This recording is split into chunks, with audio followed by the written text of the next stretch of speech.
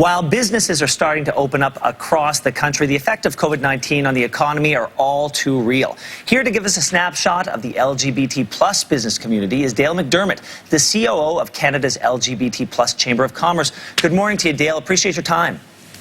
Good morning, Ben, and happy Pride. Happy Pride to you. What is the current landscape of LGBT plus businesses in Canada? And tell me how it differs from the general business landscape. Well, Ben, we know from that, first of all, June is a very busy month normally for LGBT plus businesses in villages all across Canada. Of course, that's different this year due to COVID-19.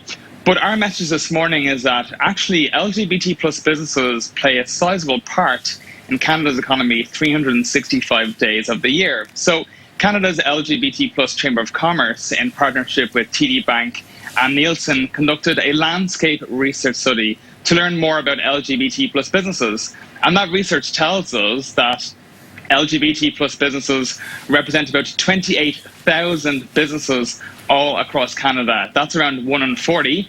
We know that those businesses generate around $22 billion in gross corporate revenue across Canada, and that equates to around 435,000 full-time and part-time Canadian jobs across a variety of sectors, including retail and services. So, it's a sizable part of Canada's economy, and all of that is in spite of some unique challenges that are faced by the LGBT plus business community. And what are those unique challenges? What makes them different?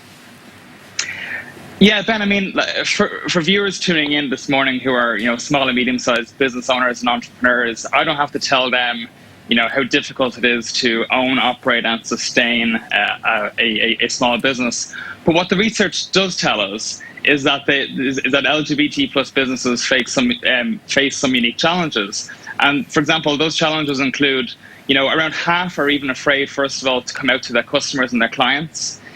We know that around 1 in 3 have lost revenue as a result, and lost business opportunities as a result of their identity. And we also know around 28% have faced direct discrimination as a result of how they identify.